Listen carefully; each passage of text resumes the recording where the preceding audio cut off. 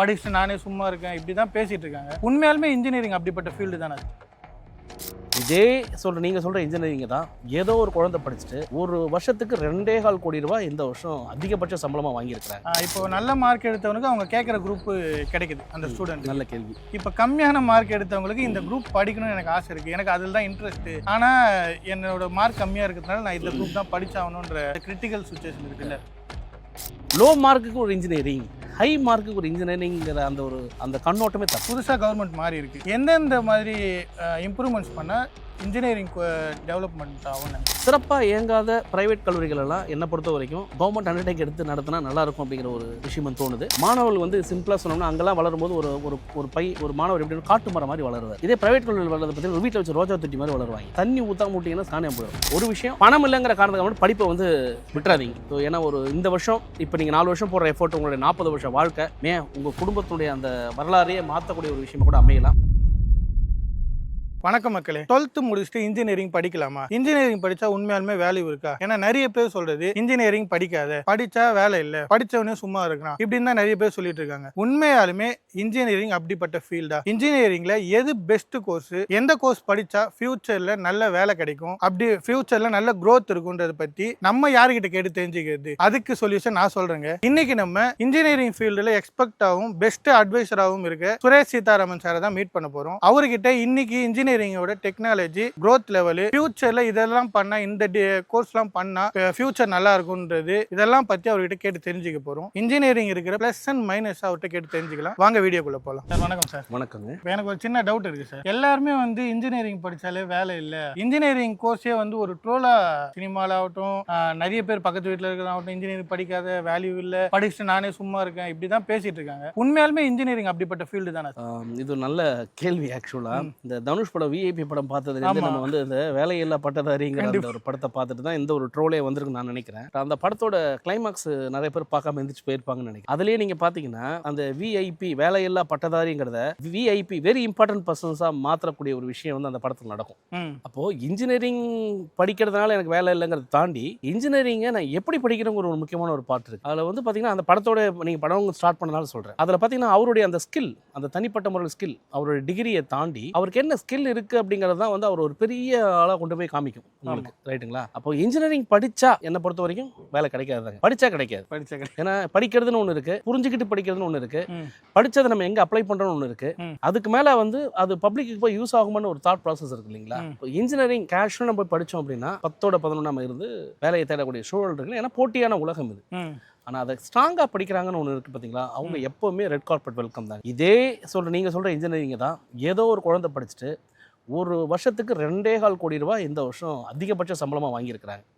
அதே இன்ஜினியரிங் முடிச்ச ஒரு கேண்டிடேட் தான் சுகில நான் வந்து பொட்டலம் போடுறோன்னு ட்ரோலும் போடுறாங்க. அப்போ இன்ஜினியரிங் படிக்கிறதுல தப்பா, படிக்கணும்னு நினைக்கக்கூடிய மனநிலை தப்பா? இன்ஜினியரிங் வேலை இருக்குது அப்படின்னா எல்லா இன்ஜினியரிங் வேலை இருக்குது. ஆனால் அதை எப்படி படிக்கிறோம், எப்படி இம்ப்ளிமெண்ட் பண்ணுறோம் அப்படிங்கிறது தான் ஒரு இண்டிவிஜுவல் திங்க் பண்ண வேண்டிய விஷயம். Skill paste engineering is always என்ன சொல்றாங்க, உலகளாவிய ஒரு சிவப்பு கம்பள வரவேற்பு காத்து. ஏன்னா இன்ஜினியரிங் அப்படிங்கிறது இந்தியாவுக்கு ஒரு இன்ஜினியரிங், அமெரிக்கா ஒரு இன்ஜினியரிங் கிடையாது. உலகம் ஃபுல்லா இன்ஜினியரிங்னா ஒண்ணுதான். அதனால இந்த கோர்ஸை முடிச்சுட்டு ஒருத்தரால வேலைக்கு போக முடியல அப்படின்னா வேற என்ன கோர்ஸை படிச்சு வேலைக்கு போக போறாரு அப்படிதான் நான் கேட்கணும்னு நினைக்கிறேன். இந்த பதில்னால நிறைய பேரோட எண்ணம் மாறலாம், கண்டிப்பா மாறும் சார். இன்னொரு கொஸ்டின்னா, இப்போ கரண்ட்ல 2026ல இந்த கோர்ஸ் படிச்சா உங்களோட growth லெவல் அதிகமா இருக்கும், ஃபியூச்சர்ல நீங்க ஒரு ஸ்டாண்டர்டான ஒரு வேலைக்கு போகலாம். அதே மாதிரி இந்த கோர்ஸ் ரொம்ப வருஷமாவே ஒரு அண்டர் எஸ்டிமேட்டாவே இருக்கு, அண்டர்ரேட்டடாவே இருக்குன்னா நீங்க எதை நினைக்கிறீங்க? இது ஒரு அகைன் இந்த கேள்வியை நான் மாற்றி போகணும்னு நினைக்கிறேங்க. இதெல்லாம் டைமிங் பேஸ்டு. நம்ம எல்லாருமே இந்த ஒரு குறிப்பாக இப்போ சோஷியல் மீடியாவோட இன்ஃப்ளூயன்ஸு ரொம்பவே ஸ்டூடெண்ட்ஸையும் சரி அவங்க பேரண்ட்ஸுமே குழப்பம் இருக்குது அப்படின்னு தான் சொல்லணும். இப்போ ரீசெண்டாக நீங்கள் வந்து ஐஐடின்னு கேள்விப்பட்டிருப்பீங்க. இந்தியாவிலேயே வந்து ஐஐடிங்கிறது ஒரு தலைச்சிறந்த நிறுவனம். காஷ்மீர் இருக்கக்கூடிய ஐஐடியில் என்ன பண்ணியிருக்காங்கன்னா பிடெக் யூனிஃபைடு இன்ஜினியரிங் ஒரு கோர்ஸ் கொண்டு வந்திருக்காங்க.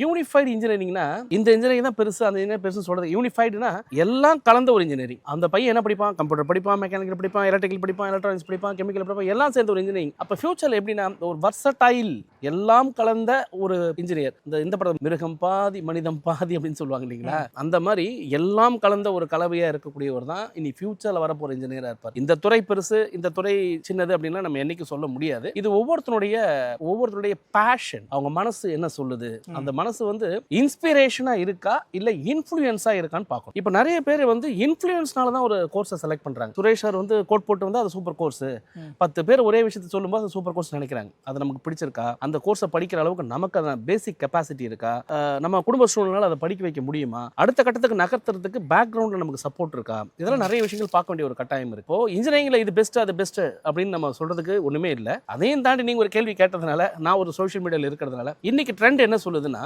இந்தியாவுடைய வளர்ச்சி அடுத்த 5 ஆண்டுகள்ல 10 ஆண்டுகள் எதை நோக்கி நகர போகுது அப்படின்னு பார்த்தா நம்ம மினிஸ்ட்ரியில கொடுத்துருக்காங்க. எஜுகேஷன் மினிஸ்ட்ரியில் நீங்க பாத்தீங்கன்னா இப்போ குவாண்டம் கம்ப்யூட்டிங், செமிகண்டக்டர் பேஸ்டுக்கான ஒரு ரெவல்யூஷன், ட்ரோன் டெக்னாலஜிக்கான ஒரு ரெவல்யூஷன், டிஃபென்ஸ் சர்வீசஸ், ஏரோநாட்டிக்கல் சர்வீஸ்க்கான ரெவல்யூஷன், மேனுஃபேக்சரிங் செக்டரில் நம்ம இந்தியா நம்மளுடைய ஓன் ப்ராடக்ட் அப்படிங்கிற மாடல்லாம் பேசுகிறோம். இதையெல்லாம் வச்சு பார்க்கும்போது ஃபியூச்சரில் கோர் இன்ஜினியரிங் அப்படிங்கக்கூடிய ஒரு துறை, அது மெக்கானிக்கல், எலக்ட்ரிக்கல், சிவில், கெமிக்கல் போன்ற துறைகள் ஒரு அடிப்படையாக ஒரு மாணவர் படிக்கிறதும், அதுக்கு வந்து மெருகு ஊட்டுற மாதிரி ஏஐ போன்ற விஷயங்களை அதை சார்ந்து படிக்கிறதும் ஒரு அருமையான படிப்பாக இருக்கும். சூப்பர் சார், நல்ல விளக்கம், நல்ல எனக்கு புரியுற மாதிரி இருந்துச்சு, மக்களுக்கும் கண்டிப்பாக புரியும். இன்னொரு சந்தேகம் இருக்குது சார், என்னன்னா இப்போ நல்லா படிச்சுட்டு நல்ல மார்க் எடுத்தவனும் இன்ஜினியரிங் செலக்ட் பண்ணி வரான், லோ மார்க் எடுத்தவனும் இன்ஜினியரிங் செலக்ட் பண்ணி வரான். இப்போ நல்லா படித்தவனுக்கு எல்லாமே புரியும், லோ மார்க் எடுத்தவனுக்கு அது கொஞ்சம் கஷ்டமா இருக்கும். ஸோ அந்த மாதிரி கேட்டகிரி ஆளுங்களுக்கு இந்த கோர்ஸ் பண்ணலாம் அப்படின்னு எதனா இருக்கா? இதில் வந்துங்க நல்லா படிக்கிறவங்க நல்லா படிக்காதவங்க அப்படிலாம் கிடையாது, சூழ்நிலை சந்தர்ப்பங்கள் தான். ஒருத்தர் நல்லா படிக்க வைக்கிறதும் மார்க் கம்மியாகிறதும், சில பேர் மார்க் கம்மி எடுக்கிறாங்கிறதுக்காக அவங்க நல்லா படிக்கணும்னு நம்ம முடிச்சிட முடியாது. ஒரு வேளை எக்ஸாம் எழுத போகிற அன்றைக்கி அவங்க உடம்பு சரியில்லாமல் இருந்திருக்கலாம், அவங்க ஃபேமிலியில் ஏதாவது கண்டிஷனாக இருந்திருக்கலாம். நான் ஒரு வாதியாருங்க, நான் ஒரு ப்ரொஃபஸர். ஆக்சுவலாக எனக்கு தெரிஞ்சு இந்த லோ மார்க்கில் வந்து என்கிட்ட படித்த பசங்க தான் இன்னைக்கு கெத்த வெளியில் நின்றுக்கிறத நான் பார்க்குறேன். ஹையர் மார்க்ஸில் வந்தவங்க அஃப்கோர்ஸ் வேலைக்கு போயிருக்காங்க. அந்த க்ரியேட்டிவிட்டின்னு ஒன்று பார்க்குறேன் பார்த்தீங்களா, இந்த வந்து அடிப்பட்டவங்க தான் வந்து மேலே வளருவாங்கன்ற ஒரு க்ரியேட்டிவிட்டி இருக்குல்ல, அது வந்து உண்மையிலே ஒரு அதை நம்ம கண் கூட பார்த்துருக்குறோம். அதனால் லோ மார்க்குக்கு ஒரு இன்ஜினியரிங், ஹை மார்க்குக்கு ஒரு இன்ஜினியரிங்கிற அந்த கண்ணோட்டமே தப்பு. இப்போ எதுக்காக இந்த கொஸ்டின் கேட்டேன் சார், நான் 10th படிக்கும்போது 10th முடிச்சுட்டு நான் கம்மியான மார்க் தான் எடுத்தேன், 383 எடுத்தேன் 500க்கு. அப்போ வந்து எல்லாருமே சொன்னாங்க ஃபர்ஸ்ட் குரூப் எடுக்காத, ரொம்ப கஷ்டமாக இருக்கும், நீ வந்து செகண்ட் குரூப் தேர்ட் குரூப் அந்த மாதிரி எடுத்துக்கோ அப்படின்னாங்க. ஸோ அந்த மாதிரி எதனா கேட்டகரி இருக்கா அப்படின்றதுக்காக அது வந்து ஒருவேளை உங்களுக்கு வந்தவர் தெரியாமையே உங்களுக்கு குழி பறிச்சுட்டு போயிட்டு வரோம் அப்படின்னு தான் சொல்லணும்னு தோணுது. கலோக்கியெல்லாம் சொல்கிறேன், மேபி அவங்களுக்கு அந்த புரிதல் இல்லாமல் இருந்திருக்கலாம்னு தோணுது. ஃபர்ஸ்ட் குரூப் செகண்ட் குரூப் அப்படின்லாம் ஒன்றும், அதாவது பொதுவாக +2 பொறுத்தவரை என்னுடைய இது என்ன அப்படின்னா, ஒரு ஸ்டூடெண்ட் வந்து கூடுமான வரைக்கும் அந்த ஃபர்ஸ்ட் குரூப் சொல்கிற ஏ குரூப்னு சொல்லுவாங்க, அதை வந்து ஆக்சுவலாக maths, physics, chemistry and biology, இது எப்போவுமே எல்லா துறைக்கும் போகக்கூடிய ஒரு கோர்ஸ் அடிப்படையாக நம்ம அப்படி தான் பார்க்கணும். ஏ குரூப் படித்தா பெரிய ஆளுங்க, பி குரூப் படித்தா சின்ன ஆளுங்க, சி குரூப் படித்தா ஒன்றுமே இல்லை அப்படிலாம் கிடையாது. சி குரூப்பில் படித்தவங்களாம் வந்து இன்றைக்கி நாட்டோட இப்போ சீஃப் ஜஸ்டிஸ் ஆஃப் இந்தியா இருக்காங்க இல்லைங்களா, ஒரு சீஃப் ஜஸ்டிஸ் ஆஃப் இந்தியா கூட ஒரு சி குரூப் படித்தவராக இருப்பார். அவர் தான் வந்து இந்தியாவுடைய தலைமை, அதாவது அவர் தான் ஹையஸ்ட் போஸ்ட், ஹையஸ்ட் சேலரியும் கூட. அதே பி இன்ஜினியரிங் முடிச்சவங்க அந்த லெவலுக்கு போயிருக்க முடியாது, அவர்கிட்ட கை கட்டி நிற்க வேண்டிய சூழ்நிலையும் வரும். ஸோ இப்போ அங்கே அந்த பாயிண்ட்லாம் கிடையாதுங்க, நீங்கள் ஏ குரூப் பி குரூப் அப்படிங்கிற ஒரு பாயிண்ட்லாம் கிடையாது. இன்னொரு பாயிண்ட் நீங்கள் சொன்னீங்க, நான் வந்து +2ல 10th கம்மியான மார்க் எடுத்துட்டேன், அதனால நான் சி குரூப் போயிட்டேன்னு. நான் அதே மாற்றி சொல்கிறேன், நீங்கள் எடுத்த அதே மார்க் தான் நானும் எடுத்தேன், அதே கம்மியான மார்க் எடுத்துட்டு இன்றைக்கி என்னால் வந்து இன்ஜினியரிங்குள்ளே வந்து சாதிச்சு பிஇ, எம்இ, பிஹெச்டி, போஸ்ட் டாக்டரேட்னு போக முடியுது அப்படின்னா, சூழ்நிலையும் சந்தர்ப்பங்களும் சரியான நேரத்தில் சரியாக அமைஞ்சதுன்னா எல்லாருக்குமே ஒரு வெற்றிங்கிறது இருக்க தான் செய்யுது. இன் ஜென்ரல் படிப்பை யார் உண்மையிலே ருசித்து அது எனக்கானது, என் சமூகத்துக்கானது, அது எனக்கானது, என் சமூகத்துக்கானதுன்ற மாதிரியான ஒரு மனநிலையில் போகிறாங்களோ, அதுக்கான கடின உழைப்பை கொடுக்குறாங்களோ, கண்டிப்பாக அவங்க எல்லாருக்குமே வெற்றி கனி அப்படிங்கிறது கொஞ்சம் தூரத்தில் சில பேருக்கு இருக்கும், பக்கத்துலேயே சில பேருக்கு இருக்கும், ஆனால் வெற்றிங்கிறது வெற்றி. Super sir. அதனால் இது ரிலேட்டடாகவே இன்னொரு கொஸ்டின் கேட்குறேன். இப்போ நல்ல மார்க் எடுத்தவனுக்கு அவங்க கேட்குற குரூப் கிடைக்குது அந்த ஸ்டூடெண்ட். நல்ல கேள்வி. இப்போ கம்மியான மார்க் எடுத்தவங்களுக்கு இந்த குரூப் படிக்கணும்னு எனக்கு ஆசை இருக்குது, எனக்கு அதில் தான் இன்ட்ரெஸ்ட், ஆனால் என்னோட மார்க் கம்மியாக இருக்கிறதுனால நான் இந்த குரூப் தான் படிச்சாகணுன்ற, அந்த கோர்ஸ் தான் படிச்சாகணுன்ற அந்த கிரிட்டிக்கல் சுச்சுவேஷன் இருக்குல்ல, அதுக்கு என்ன தீர்வு? நல்ல அருமையான கேள்விங்க நீங்கள் கேட்டீங்க. நல்ல மார்க் எடுத்துட்டா இந்த குரூப், இதெல்லாம் வந்து இப்போ சமீப காலங்களில் எனக்கு தெரிஞ்சு நாங்கள் இன்ஜினியரிங் நாங்களும் படித்து 25 வருஷமாக நாங்கள் அதில் ஃபீல்டு எக்ஸ்பீரியன்ஸ் எடுத்து வந்திருக்கிறோம். ஒரு காலத்தில் வந்து விருப்பம் அப்படிங்கிறது இருந்துச்சு, யாருக்கு என்ன எடுக்கணும்னு தெரியல, இந்த சோஷியல் மீடியா இன்ஃப்ளூயன்ஸ் இல்லாதனால அவங்களுக்கு என்ன கிடைச்சதோ, அவங்க குடும்பத்தில் சார்ந்தவங்க அதில் எந்த லெவலில் இருந்திருக்காங்களோ அதை சார்ந்து அவங்க போகக்கூடிய ஒரு, இன்னைக்கு இந்த சோஷியல் மீடியாலாம் வந்ததுனால என்ன ஆயிடுச்சுன்னா, இந்த எஜுகேஷன் அப்படிங்கிற ஒரு பாயிண்ட் வந்து இன்னும் வந்து டீட்டெயிலாக சொல்லணும்னா, இந்த உலகத்தில் வந்து 2 விஷயம் வந்து வியாபாரமாக இருக்கக்கூடாது. ஒன்று எஜுகேஷன், ரெண்டாவது ஹெல்த். ஆனால் தெரிஞ்சோ தெரியாம இது ரெண்டு தான் மிகப்பெரிய வியாபாரமாக இருக்குது. அந்த ஆஸ்பெக்ட்ல வந்து ஒரு வியாபார நோக்கத்துக்கு எப்போ எஜுகேஷன் மாறுச்சு, அந்த ட்ரெண்டுக்கு தகுந்த மாதிரி ட்ரோல் பண்ணி இந்த சிஸ்டம் என்ன பண்ணுதுன்னா ட்ரோல் பண்ணி இது வந்து உயர்ந்து வருது அப்படின்னு சொல்லி நான் முன்னாடி வந்து யாரும் எதையும் கேட்கறதுக்கான வாய்ப்போ விசாரிக்கிறது வாய்ப்பு இல்லை. இப்போ நான் சொல்கிறேன், என்னை பார்த்து 100 பேர் சொல்கிறாங்க, 100 பேர் 1000 பேர் சொல்கிறாங்க. அப்போ மக்களிடையே ஈஸியாக ஒரு நிகழ்வு நடக்கும்பொழுது அது பற்றின புரிதலே இல்லாமல் இது படித்தா நான் பெரிய ஆளாயிருவேன். நான் கேட்குற கொஸ்டின்னா கம்ப்யூட்டர் படித்தா பெரிய ஆளுங்கிறத எல்லாருமே முன்னாடி சொன்னாங்க. எனக்கு தெரிஞ்சு கம்ப்யூட்டர் படித்து பெரிய ஆளானவங்க நிறைய பேர் லிஸ்ட்டில் இருக்காங்க, பெரிய ஆள் ஆகாதவங்க லிஸ்ட்டில் இருக்காங்க. நம்ம அதை பற்றி பேசுறது, கம்ப்யூட்டர் படித்து பெரிய ஆளாக எத்தனை பேர் இருக்காங்க. அந்த மாதிரி இந்த துறை படித்தா பெருசு அப்படிங்கிற ஒரு பாயிண்ட்லாம் கிடையாது. இது வந்து இந்த சோஷியல் மீடியா இன்ஃப்ளூயன்ஸும் எஜுகேஷன் பிஸ்னஸ் நான் மாறுறதுனாலே வந்த ஒரு விஷயமா தவிர பிடிச்சதை நீங்கள் படிச்சீங்கன்னா எப்பவுமே ஜெயிச்சிடலாம் அப்படிங்கிறது தான். இது மார்க்கின் அடிப்படையில் பிரிக்கிறதுக்கான காரணம் சோஷியல் மீடியா இன்ஃப்ளூயன்ஸ் தானே தவிர ஒரு தனி மனிதனுடைய எண்ணங்கள் வந்து அப்படி இல்லை. எனக்கு தெரிஞ்சு இப்போ இந்த வருஷம் என்ன பண்ணியிருக்காங்கன்னா, டாப் மார்க் எடுத்து ஐஐடியில் எடுத்தவங்க சிவில் இன்ஜினியரிங் எடுத்திருக்காங்க. மீடியாவாகட்டும் சோஷியல் மீடியாவாகட்டும் எல்லாமே ப்ரமோட் பண்ணுறது ஏஐக்கு தான் ஃபியூச்சர் இருக்குது, கோடிங் கற்றுக்கிட்டா எங்கே இருந்தாலும் இதுவாகிக்கலாம், கோடிங் கற்றுக்கிட்டா எப்போ இருந்தாலும் ஒர்க் இருக்குது, இதெல்லாம் சொல்கிறாங்க. யாருமே வந்து சிவில் பக்கமோ எலக்ட்ரிக்கல் இன்ஜினியரோ இதை பற்றி பேச மாட்டாங்க. மெக்கானிக் கோர்ஸ் இதெல்லாம் வந்து ஒரு ஒதுக்கப்பட்ட ஒரு குரூப் மைய பார்க்குறாங்க, அது கோர்ஸ் மைய பார்க்குறாங்க. அது எந்த அளவுக்கு நல்லது எந்த அளவுக்கு கெட்டது என்ன தெரியுமாங்க? இப்போ எல்லாருடைய நீங்கள் என்ன நினைப்பீங்க? இப்போ உங்கள் அப்பா என்ன நினச்சிருப்பாரு, நான் கஷ்டப்பட்டேன் என் குழந்தை கஷ்டப்படக்கூடாதுன்னு நினச்சிருப்பாரு. இப்போ நீங்கள் என்ன நினைப்பீங்க? என் குழந்தை நான் கஷ்டப்படக்கூடாதுன்னு நினைப்பீங்க. அப்போது எங்கள் அப்பா இன்னைக்கு கிரீஸ் எல்லாம் தடவிட்டு அது இதையும் பண்ணி என்னை வேலை செஞ்சாங்க. அப்போ நான் என்ன நினைப்பேன், ஒரு கிரீஸ் தடவிட்டு போய் வேலை செய்யக்கூடாது, என் புள்ள ஏசியில் உட்காந்து வேலை பார்க்கணுன்ற ஆசை வரும். அதை நோக்கி தான் நகரம் எல்லாமே நகர்றோம். அப்படி இருக்கும்போது இந்த மெக்கானிக்கல் போன்ற துறையில் வந்து சில காலங்களுக்கு முன்னாடி வந்து நம்ம ஆட்டோமேட்டட் ஆகாததுக்கு முன்னாடி இந்த மாதிரி ஒரு சில சிரமங்கள்லாம் இருந்தது. இன்றைக்கி நம்ம அதே கற்பனையில் தான் இருக்கோம். மெக்கானிக்கல்னால் கிரீஸ் தடவிட்டு காக்கி சட்டை போடணும். ஒரு மெக்கானிக்கல் இன்ஜினியர்னால காக்கி சட்டை போட்டுருவோம், நம்மளவே மனசுக்குள்ளே போட்டு அப்படி ஒரு என்ன இருக்குது, கிரீஸை தடவிடுவோம் மூஞ்செல்லாம். ஒரு சிவில் இன்ஜினியரில் ஒரு தலப்பாக கட்டி விட்டுருவோம், ஒரு பாண்டு சட்டியை கையில் கொடுத்துருவோம். இது வந்து நம்ம மனசுக்குள்ளே இருக்கக்கூடிய ஒரு பிம்பம். அப்போது நம்ம அதே ஆங்கிள் இப்படி யோசிங்க. ஒரு சிவில் இன்ஜினியர்னா சென்னை சிட்டி 10 வருஷம் முன்னாடி எப்படி இருந்து இப்போ எப்படி இருக்கு? பூமிக்குள்ள ட்ரெயின் போதா? பூமிக்குள்ள ட்ரெயின் போதா? 2 அடுக்கு மாடி கட்டடம் கட்டுறாங்களா? பிரிட்ஜ் போடுறாங்களா? ஒரு சிவில் இன்ஜினியரிங் சரியில்லை அப்படின்னா இதெல்லாம் எப்படி சாத்தியம்? மழை சேகரிப்பாகட்டும் மற்ற விஷயங்களாகட்டும் அப்படின்னா இது வகை நான் என்ன சொல்ல வரேன்னா, இது ஒரு சோஷியல் மீடியாவோட இம்பாக்ட். ரெண்டாவது சொகுசை தேடி போகணுன்ற அந்த எண்ணங்கள். ஒரு அம்மாவுக்கும் ஒவ்வொரு அப்பாவுக்கும் தான் குழந்தை கஷ்டப்படக்கூடாது, இதுல போனா நல்லா இருக்கும் அப்படிங்கிற மாதிரி ஒரு அதுக்கு தகுந்த மாதிரியும் கடந்த 20 ஆண்டுகள்ல வந்து இந்த ஐடி தொழில்நுட்பங்கிறது இந்தியாவில் வளர்ந்து வந்ததுனால பொருளாதார உயர்வு அதில் வந்ததுனாலையும் நிறைய பேர் அதை நோக்கி பயணிச்சாங்க, அதில் பெனிஃபிட் ஆனாங்க, இல்லைன்னு சொல்ல முடியாது. ஆனால் வாழ்க்கைங்கிறது வட்டம் தானே, இங்கே இருக்கிறது இங்கே வந்தாகணும், இங்கே இருக்கிறது இங்கே வந்தாகணும், அந்த சுழற்சி தான் இப்போ நடக்குது. அதனால இப்போ யாரெல்லாம் ஏஐ படிக்கணும்னு சொன்னாங்களோ அதே கம்பெனி CEO தான் சொல்றாரு, இனிமேல் ஏஐ படிச்சீங்கன்னா நான் வந்து 5 லட்சம் பேரை வேலையை விட்டு தூக்கிடுவேன் அப்படிங்கிறாரு. எனக்கு மெஷின் பண்ண போகுதுங்கிறாரு. மனுஷன் கண்டுபிடிச்ச உடனே மனுஷனுக்கு வந்து இப்போ ஆப்பா மாறிடுச்சு. சரிங்களா? இப்போ இதை நோக்கி அப்போ ஒரு இந்த சுழற்சிகளை நம்ம வந்து அக்செப்ட் பண்ணி தான் ஆகணும். இந்த நவீனத்துக்கு தகுந்த மாதிரி நம்ம மாற்றிக்கிட்டு தான் ஆகணும். அப்போ வந்து இந்த துறை மார்க் உள்ளவங்களுக்கு இந்த துறை மார்க் இல்லாதவங்களுக்கு அப்படிங்கிறது கிடையவே கிடையாது. அதே மாதிரி நீங்கள் சொல்கிற மாதிரி வந்து யாருமே விருப்பப்படலை, ஒதுக்கப்பட்ட ஒரு டிபார்ட்மெண்ட் அப்படிங்கலாம் கிடையாது. புரிதல் இல்லை அப்படிங்கிறது வேணா சொல்லலாமே தவிர டிபார்ட்மெண்ட்டில் ஒதுக்கப்பட்ட டிபார்ட்மெண்ட் இந்த சூப்பர் டிபார்ட்மெண்ட் சொல்றதுலாம் ஒண்ணுமே கிடையாது. நிறைய இப்போ நான் கவர்மெண்ட் இதில் சைட்லையுமே பார்த்துருக்கும் போது இப்போ மெட்ரோ கட்டுறதுக்கு ஒரு 10 வருஷம் 20 வருஷம் அந்த ப்ராசஸ் நடக்குது. இதில் ஒரு பெரிய டெவலப்மெண்ட்டே சிவில் தான் இதில் இம்பார்ட்டண்டான விஷயமே. அப்படி இருக்கும்போது சிவிலை பற்றின ஒரு புரிதலே மக்களுக்கு இல்லை. சிவிலோட இன்ஜினியரிங்கு அதாவது ஒரு நீங்கள் சொல்ல புரிதல் இல்லை அப்படிங்கிறத தாண்டி சார், சொகுசு மனப்பான்மைங்கிற ஒரு மனசும் அவங்க மனசுக்குள்ள கற்பனையை வச்சிருக்கிற பிம்பம் வந்து அவங்கள மாத்துது. இதே சிவில் இன்ஜினியரிங் முடிச்சவங்க, நான் சிம்பிள் கால்குலேஷன் சொல்றேன், ஒரு சாஃப்ட்வேர் இன்ஜினியர் 1 லட்ச ரூபா சம்பளத்துக்கு போறாரு. ஒரு மாசத்துக்கு 1 லட்சம்னா ஒரு வருஷத்துக்கு எவ்வளவு சம்பாதிப்பாரு? 12 லட்சம் ரூபா வைக்கிறார். அப்போ நம்ம லீவ் எல்லாம் கொடுத்துடலாம் அவருக்கு. ஒரு வருஷத்துக்கு 10 லட்சம் சம்பாதிக்கணும்னு வச்சுக்கோ.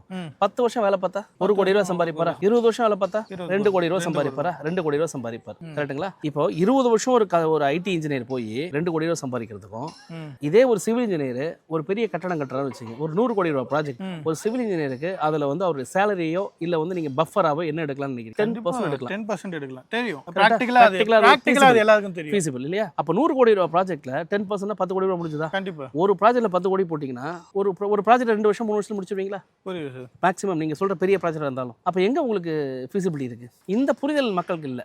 சோ அதை தான் நம்ம நோக்கி பயணிக்க வேண்டிய கடை. இந்த ஒரு தெளிவு தான் நம்ம வர வேண்டிய ஒரு சூழல் இருக்கும். ஸோ எப்பவுமே இனி ஃபியூச்சரை பொறுத்தவரை அடுத்த இன்னொரு 10, 20 ஆண்டு 30 ஆண்டுகளுக்கு நான் படித்த வரைக்கும், நான் தெரிஞ்சுக்கிட்ட வரைக்கும், நான் கேட்டு விசாரித்த வரைக்கும் கோர் இன்ஜினியரிங் அப்படிங்கிறது ஒரு வளர்ச்சியை நோக்கி போக தான் போகுது.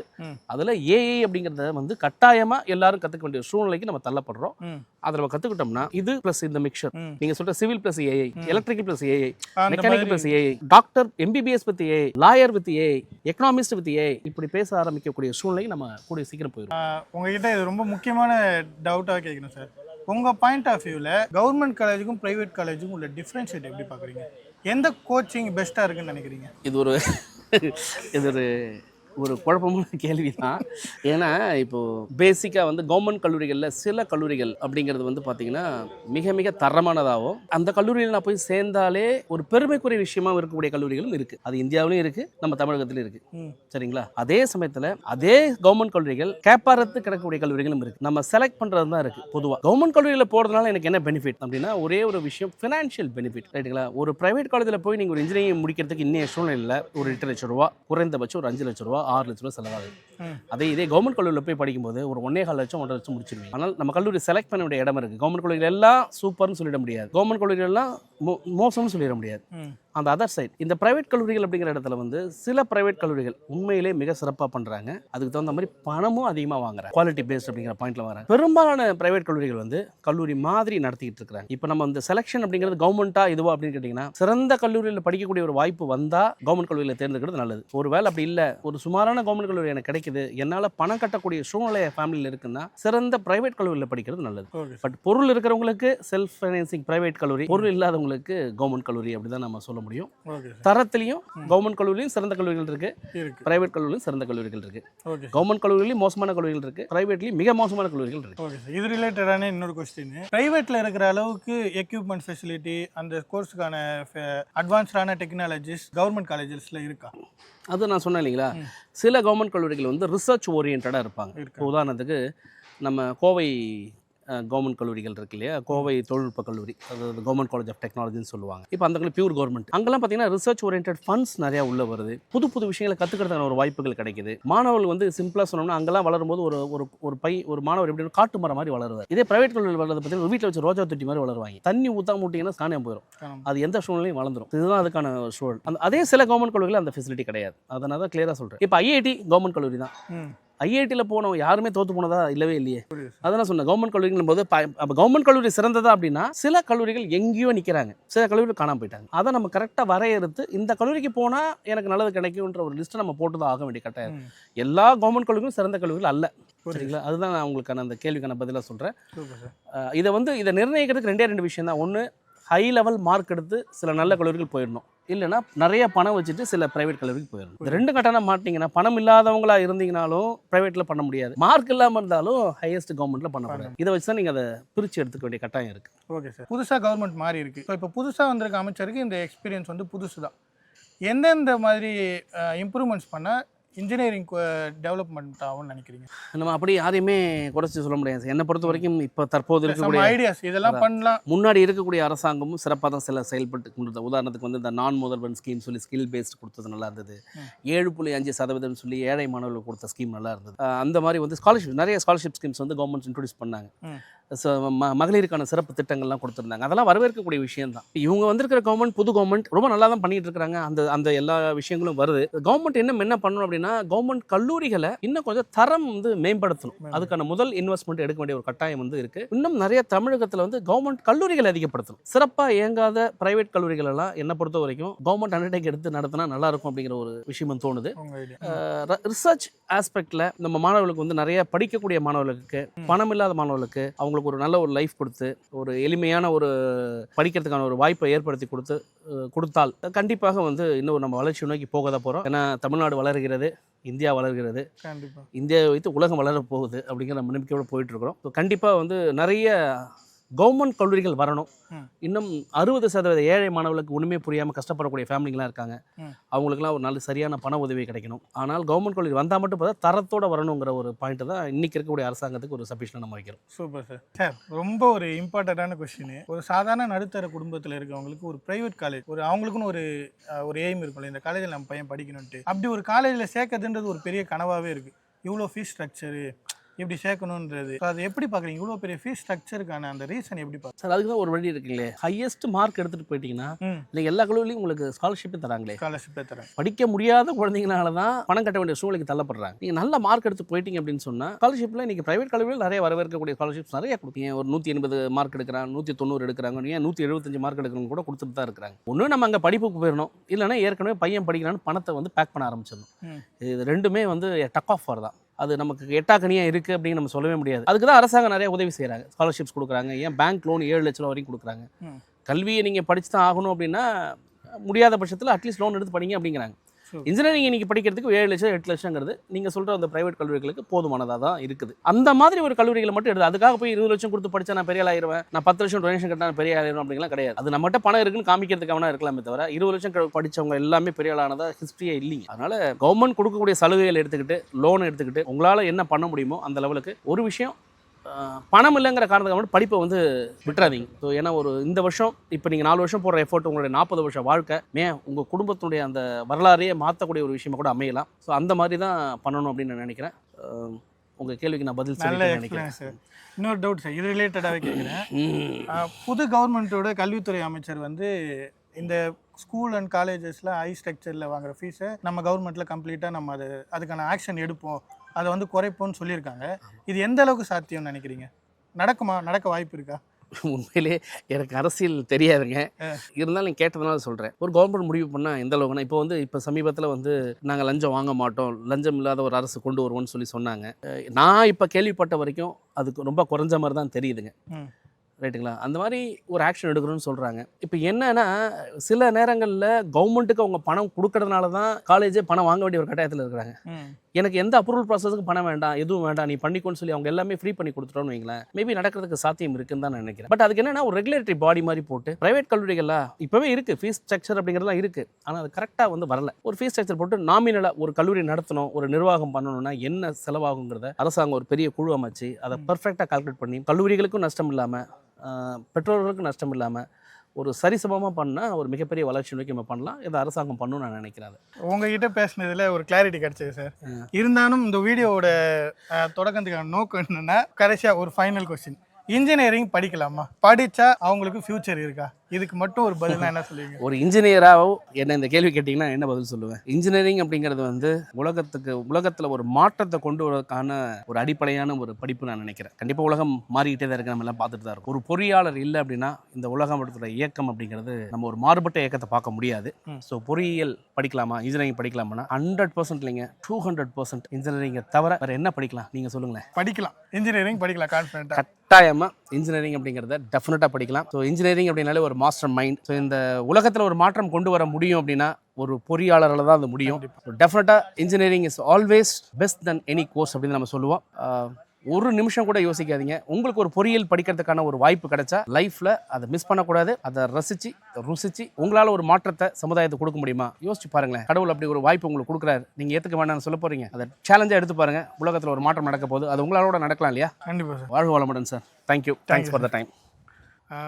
இப்போ இந்த இன்டர்வியூ பார்க்கும்போது உங்களுக்கு ஒரு கிளாரிஃபிகேஷன் கிடைச்சிருக்கும். இன்ஜினியரிங் வந்து படித்தா என்ன யூஸ்ஃபுல்ன்றதை நீங்கள் கண்டிப்பாக புரிஞ்சிருப்பீங்க. அதுக்கான தெளிவான கிளியரான பதில் நம்ம சுரேஷ் சீதாராமன் சார் சொல்லிட்டாரு. ஆனால் இது மட்டும் இந்த இன்டர்வியூவோட முடியுதான்னு கேட்டிங்கன்னா கண்டிப்பாக கிடையாது. எனக்கு இருக்கிற மிகப்பெரிய சந்தேகம், அதை நான் அவர்கிட்ட கேட்டிருக்கேன், அது அடுத்த பாட்டில் உங்களுக்கு வரும். அது என்ன கேள்வினா, எல்லா காலேஜஸ்லையும் 60 LPA 70 LPAன்னு ஒரு விஷயத்த சொல்கிறாங்க. அது உண்மையா இல்லை பொய்யான்றதை நம்ம அவர்கிட்ட கேட்டிருக்கோம். அதை பற்றின தெளிவான வீடியோ உங்களுக்கு அடுத்த பாட்டில் நாங்கள் போடுறோம். உண்மை என்னன்னா, அப்படி நிறைய காலேஜஸில் இருக்கா இல்லையா, அதை பற்றின ஃபீல்டு ஒர்க்காகவே தெரிஞ்சுக்கிட்டு அதை பற்றின உங்களுக்கு ரிசர்ச்சை தான் நம்ம கொடுக்க போகிறோம். ஸோ காத்திருந்து அதை பார்த்து மக்கள் புரிஞ்சுப்பீங்க நம்புகிறோம். நன்றி, வணக்கம்.